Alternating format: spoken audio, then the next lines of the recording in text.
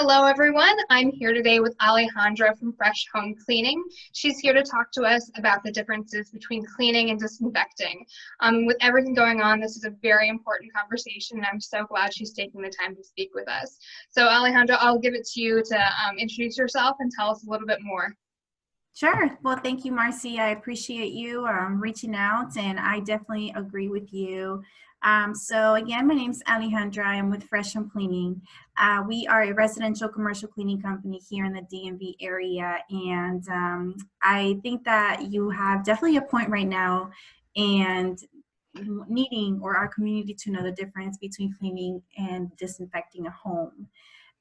So just wanted to, I guess our main purpose is to let the community know that cleaning is not the same as disinfecting a home, and that there is a process to properly disinfect.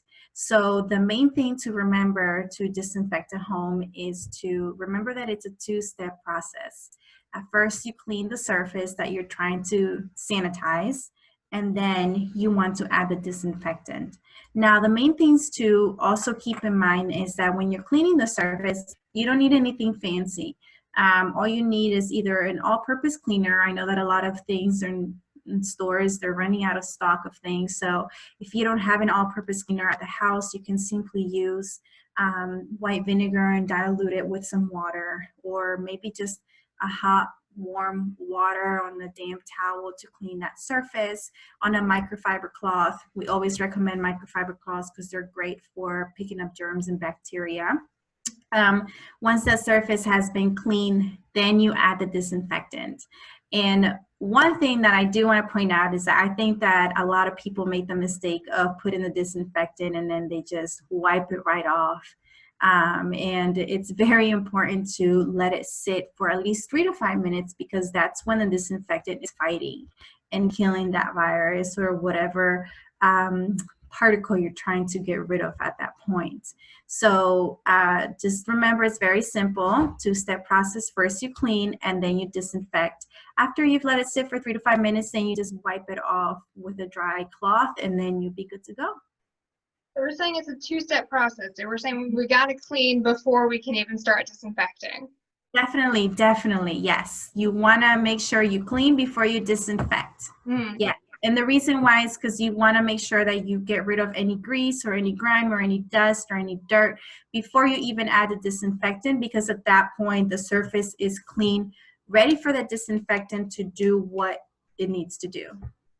So you mentioned some things like all-purpose cleaners. What are some materials that work as disinfectants?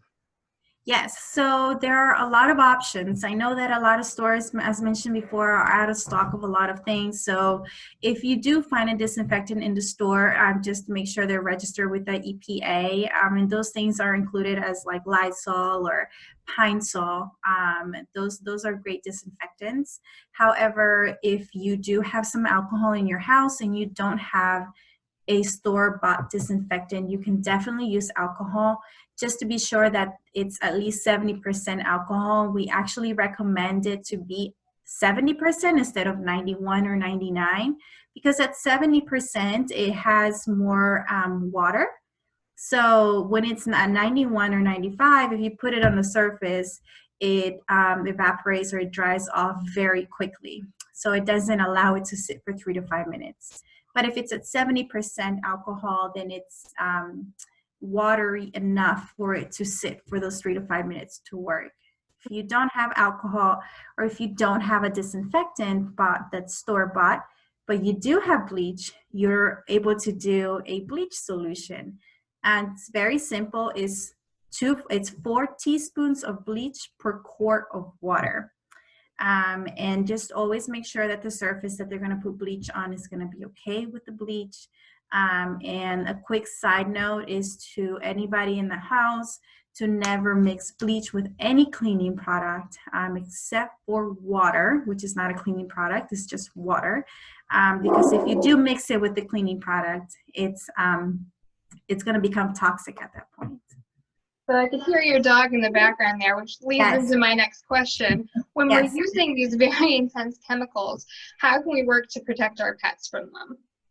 Yes, definitely. So I do have a massive Rottweiler, and he likes to get his head and his nose in everything that he can possibly get.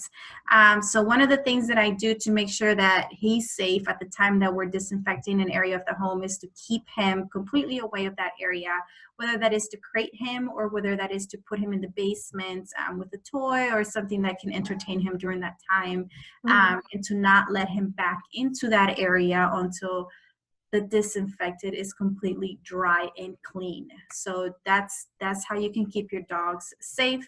We never want a dog to be able to get into bleach or a disinfectant or a cleaning product. And believe me, they will if they're able to.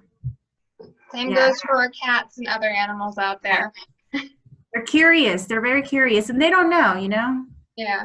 Yeah. So thank you so much for taking the time to speak with us today. Once again, you're with Fresh Home Cleaning. Do you have any Yes. offers right now? Yeah, so right now we're offering 10% off of any cleanings, and we're also doing the disinfecting process when we're going into homes, specifically because we want to make sure that we're not just cleaning, but we're also disinfecting. So, Mhm. Well, that's awesome. Thank you so much for taking the time to speak with us today. And thank you so much for going in and disinfecting people's homes right now. I'm sure it's very appreciated. you're very welcome, and I appreciate you, Marcy. Thank you. Great. I hope to see you again. Thank you. Bye bye.